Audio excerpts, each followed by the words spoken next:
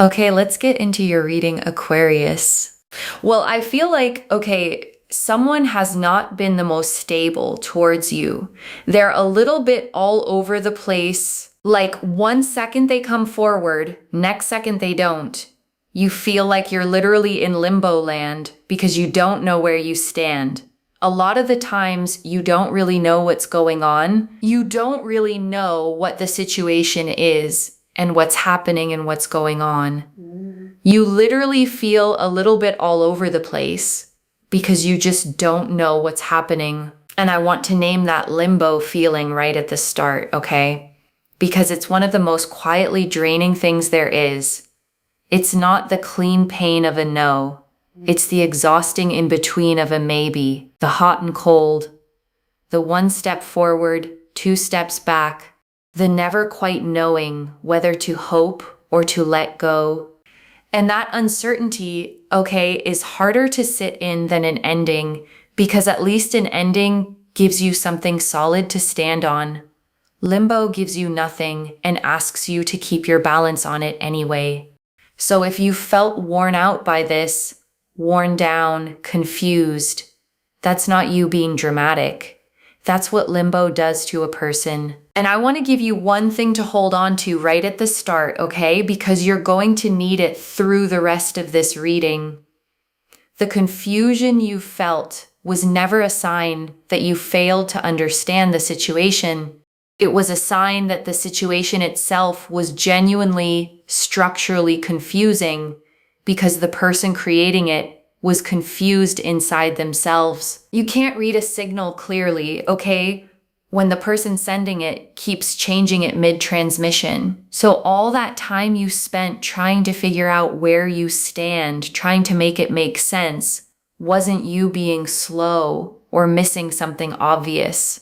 It was you trying to solve an equation that this person hadn't even finished writing. Okay, so we're going to have a look and see what's going on. If this reading resonates with you, please do like this reading, comment down below, subscribe, let me know, because I'm telling you here that I feel like, okay, this person keeps a lot of their emotions and feelings to themselves. They don't like to express their emotions or their feelings. They don't like to outwardly come forward. They feel very overwhelmed. They feel very stressed. They tend to get a little bit defensive when it comes to expressing emotions or being forced to express emotions. If you've ever tried to get emotions out of this person, you know how difficult it is. You also know that when you try to express your feelings to them and you expect them to respond something back, they become very defensive.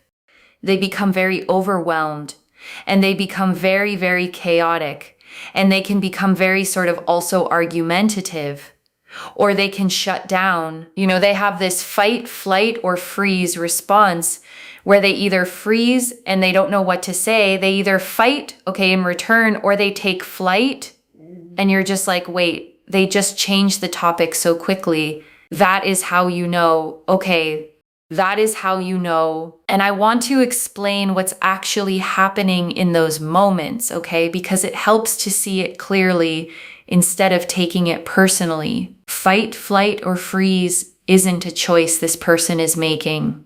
It's a nervous system reflex, the same one that fires when a body senses real danger. So when you bring up a feeling, okay, and they suddenly get sharp or go blank, or change the subject so fast your head spins, their body has misread a vulnerable conversation as a threat. It's reacting to protect them, as if your honest question were something to survive, and that's not something you did, okay? You didn't push too hard or ask wrong. You just knocked on a door that this person has kept bolted shut for so long that even a gentle knock sets off every alarm inside them. And I'm telling you, this person here is someone that has not ever been super, super comfortable with expressing their emotions or being vulnerable. They've had a very hard time expressing their emotions, being vulnerable, talking about what really bothers them or how they feel and their feelings. The Fool, they found it very, very hard to do so as a child because the Fool energy is a childlike energy, right? And so they found it very hard to do that. And the Fool shows a figure at the edge of a cliff, okay? A small bag on a stick, a little dog at their heels, face turned up to the sky, completely open, completely unguarded.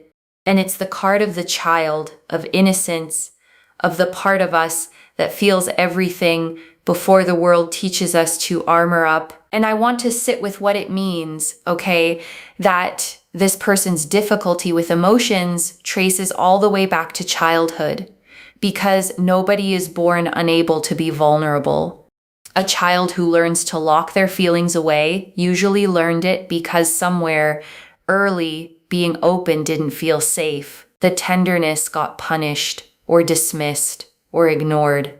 And so they learn to hide it, to protect it. So when this person shuts down on you now, okay, or gets defensive or changes the subject the second things get real, you're not seeing someone who doesn't feel. You're seeing a child who learned a long time ago that feelings were dangerous to show. Still running that old program in a grown body. And I want to be tender about that child for a second, okay? Because they didn't choose to become guarded. No kid decides on their own to stop showing their feelings. They learn it the hard way from what happened when they did show them. Maybe they cried and got told to stop, okay? Maybe they opened up and it got used against them. Maybe they reached for comfort and found none. Enough times that some small part of them concluded it's safer to just not need anyone. And a lesson learned that young wires itself in deep. So the guarded adult you're dealing with now, okay, is protecting a child who got hurt for being open. That doesn't excuse how they treat you when they're cold or defensive. But it does explain that their walls were built long before you arrived against dangers that had nothing to do with you. So this is someone that you know. This is someone that you felt connected to. This is someone that you've been around. The Five of Cups. And with the Five of Cups, you can see here that this person has been through a lot of trauma and a lot of difficulty, a lot of heartbreak, a lot of deceit, a lot of, being deceived and being belittled and being hurt and feeling frustrated and feeling challenged and genuinely feeling very, very upset. This person has been through a lot. Throughout all of that, though, they have seen you as the constant figure of being very, very stable. They have seen you as a constant. Now, what does that mean? Well, your character hasn't shifted. You've still been a loving, kind, caring, graceful human being. Your character in its essence has not changed. It has not differed. It has not been any different. You've always been a loving person. You've always been very supportive. You've always been very sweet, right? Of course, there are moments where you stood up for yourself because you felt like their behavior maybe wasn't so great. But you've always been a very supportive, kind person and held your boundaries. And I want to pause on that word constant, okay? Because it's quietly one of the highest things anyone can be called in a world where most people are weather changing with every mood and circumstance. You were climate, steady, reliable, the same warm person on the good days and the hard ones. And that kind of steadiness, okay, often goes unthanked because it doesn't demand attention. The dramatic people, the ones who run hot and cold, they pull all the focus. But the constant one, the one who's just reliably there, tends to get taken for granted, precisely because they never make anyone worry. So I want you to hear this clearly, okay? The fact that your steadiness didn't get noticed sooner wasn't because it didn't matter. It's because you made it look easy and people rarely thank you for the burden you carried gracefully. But this person is noticing now, and your constancy is exactly what they can't stop thinking about. And the Five of Cups, okay, shows a cloaked figure standing with their head bowed, 3 cups spilled on the ground in front of them, but 2 cups still standing upright behind them. And it's the card of loss, of grief, of staring so hard at what went wrong that you can't see what's still standing right behind you. And that's this person exactly, okay, so lost in the spilled cups of their past that for a long time, they couldn't see the 2 full ones still standing there, which is you, the constant, the stable one who never spilled at all. And so they've realized that, throughout their chaos and everything they're dealing with, their chaos has been to do with themselves, not to do with you. The Six of Swords. Okay, so the Six of Swords here shows that sometimes, they move away from you and sometimes they come towards you. But they've realized that your behavior has always been the same. It's them that has been chaotic. And it's them that has been sort of thinking about, the past pain that they've been through, which has overwhelmed them. And then they treat you as though you've done that, So they're starting to realize that you've been super constant and your energy has never faltered. You've never been wrong. You've not done anything wrong in this situation at all. You've never been disrespectful or unkind or, uncaring or anything like that. Your energy has always been super, super constant. And now they are starting to realize that. Now they're starting to feel like, oh my God, like you've always been super constant and kind and caring, super loving, super understanding. I'm the one that has actually messed things up. I'm the one that's actually done that, is what they're thinking. Okay, they're thinking to themselves like, I messed up and I did this and I did that. And they feel like they messed up and they feel like they didn't do the right thing. And they're starting to realize that you've always been the most amazing person. And the Six of Swords, okay, shows a figure being ferried across still water in a small boat, moving away from rough waves toward a calmer, distant shore. And it's the card of moving toward peace, of leaving turbulent water behind, of a transition from chaos into calm. Whether you are male or female, or however you identify, I read energies in tarot, not specifically genders. So this comes across as your loving, kind, caring, beautiful energy. And they know that they are the ones that have been suffering, struggling, and feeling miserable and feeling overwhelmed to the point where they take themselves into different directions and they don't know where they're going. Okay, it's a bit like, the best analogy I can give you is imagine someone putting up a tent with other people, but everyone's got a different way of doing it and they can't agree on which step goes first. It's chaos, right? One wants to do things this way, another one is grabbing this, another one is grabbing that.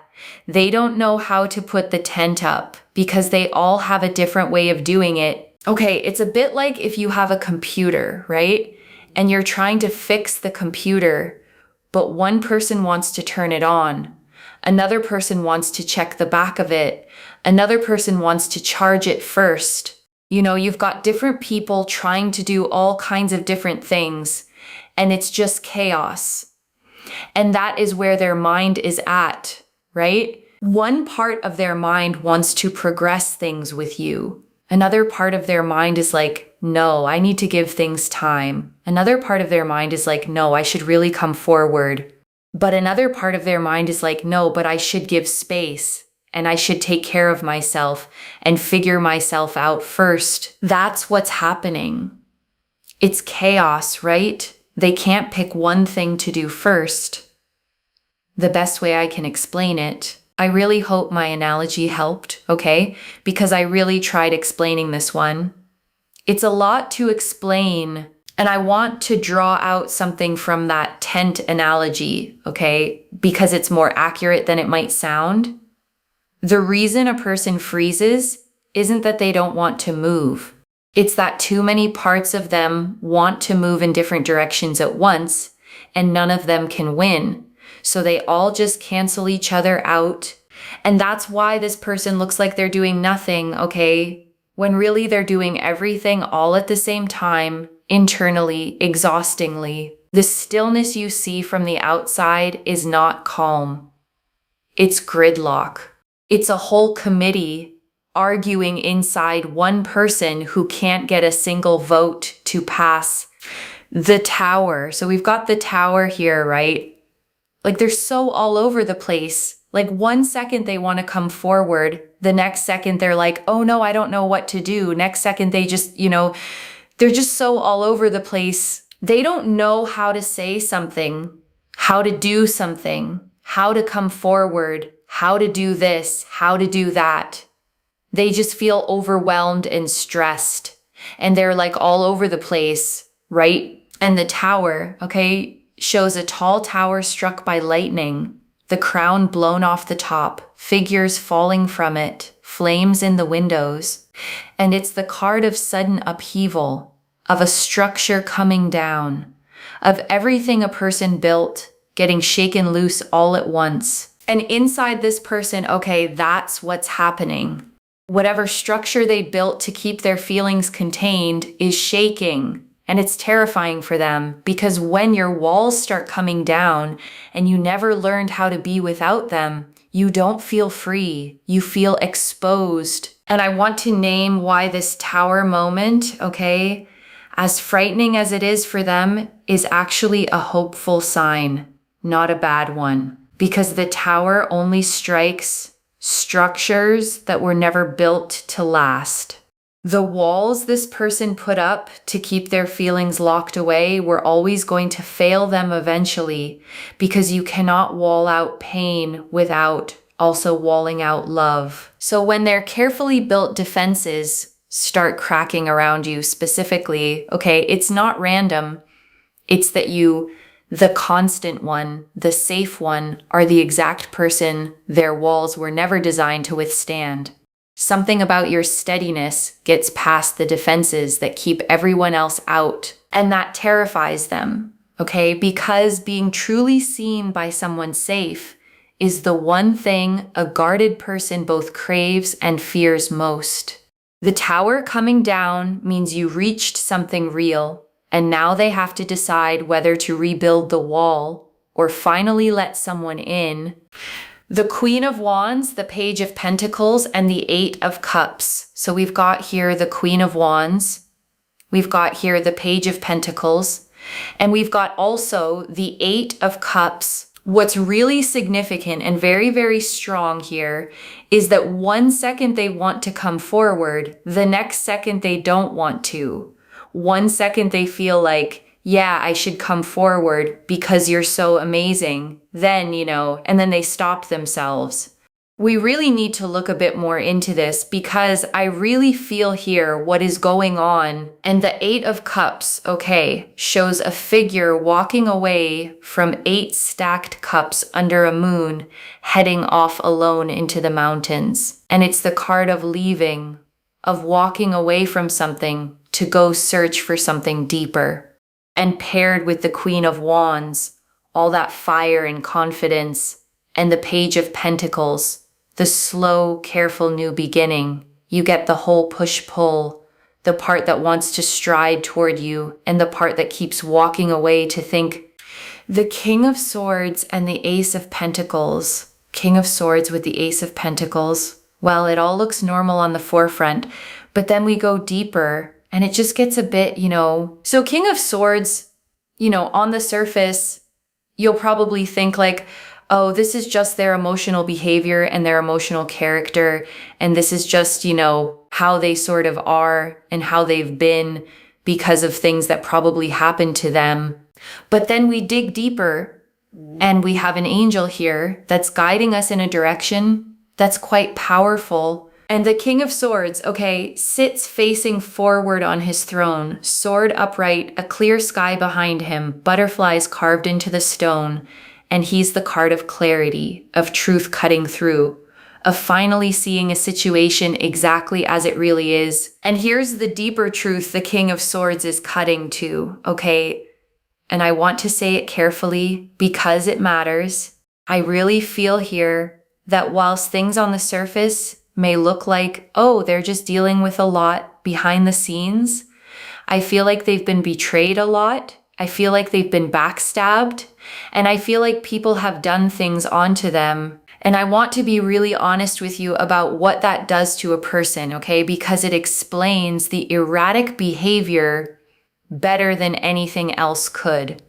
When someone has been betrayed enough times, backstabbed by people they trusted, their whole nervous system stops being able to tell the difference between safety and danger. So even with you, okay, even with the one constant, stable, kind person in their whole life, a part of them flinches, braces, pulls back, not because you've done anything, but because betrayal taught them that closeness is where the knife comes from. And until they heal that, they'll keep reacting to the memory of their pain instead of to the reality of you. And I want to go one layer deeper on this, okay? Because it's the key that unlocks the whole reading. A person who's been betrayed enough doesn't just get cautious. They develop a kind of tragic logic where the closer someone gets, the more dangerous that person feels. Because in their experience, closeness is precisely what gave the last person the power to wound them. So watch the cruel irony of it, okay? The safer and more constant you are, the closer they let themselves drift toward you, and the closer they drift, the louder that old alarm gets until they panic and pull back right when things are going well. It looks like rejection. It's actually fear of how much they're starting to feel. And that's why the hot and cold happens exactly when it does, okay? It's not that they lose interest. It's that the moments they pull away tend to come right after the moments they got closest, because closeness is the trigger and retreat is the reflex. Understanding that won't fix them, but it will stop you from blaming yourself for a pattern that was set long before you. And that's why there's no consistency. Okay, if you look at this person at work, for example, you will feel like there is no consistency. One second they want to turn up, the next second they may not turn up. One second they turn up with good energy, the next second they turn up with not very good energy. The strongest way to look at this person, okay, is to see, number one, their emotions and how they act towards you. And the second way is their work environment, how they are in their work environment, because let me tell you, both of those aspects show a person that's all over the place, and that, I think, is to do with everything they've carried. And I want to say something clearly here, okay? Because I know a reading like this can leave you wanting to fix them. You can't heal another person's betrayal wounds for them. That's their work to do on their own side in their own time. What you can do is stop taking their inconsistency as a verdict on you, because it never was one. Their chaos was never a message about your worth, okay? It was the echo of everything that was done to them before you ever came along. The Queen of Cups and the Five of Pentacles. We also have here the Queen of Cups and also the Five of Pentacles. So I'm telling you, listen, I do believe that this person will get themselves to a much better place. They are very all over the place. They are sabotaging their own life. They feel confused. But I do believe that's because behind the scenes, there is something much deeper going on. All that betrayal, all that backstabbing that we have looked into. And the Queen of Cups, okay, is the most emotionally deep, compassionate, nurturing card in the deck. A woman gazing into an ornate cup, completely in touch with her feelings. And the fact that she's here tells me that underneath all the chaos, this person has a deep feeling heart. The capacity for real emotional depth is in there. It's just been buried under everything they're protecting themselves from. And the Five of Pentacles, okay, two figures out in the cold, passing a warm lit window without looking up at it, is the card of feeling shut out, of not letting yourself reach for the warmth that's right there.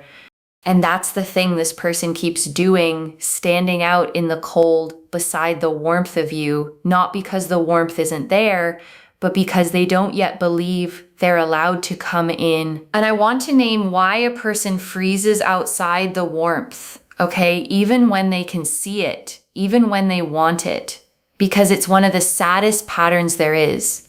When someone grows up not feeling worthy of warmth, they don't experience a warm, open door as an invitation. They experience it as a test. They're sure they'll fail. Or a kindness they're sure they'll ruin. So they stay out in the cold, okay? Not because they don't want to come in, but because coming in would mean believing they deserve to be inside. And that's the exact belief their whole history taught them to doubt. And I tell you this, okay, not so you'll go drag them through the door, because you can't.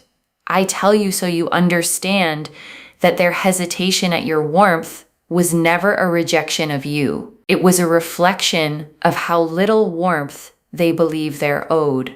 And the day they finally let themselves in will be the day they start believing they're worth it, which is work only they can do. And before I close this out, I want to gather up what the cards said. Okay, the first, their inconsistency was never about you, loves. The Five of Cups and the Six of Swords both showed it.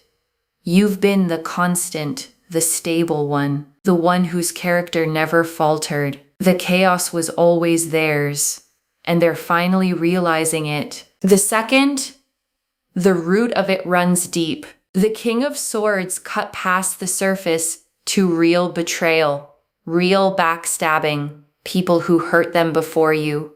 That's why they flinch even from your kindness, and it's why they're erratic everywhere, even at work. Not just with you. The third, they can get better, but it's their work to do. The Queen of Cups says the depth is in there.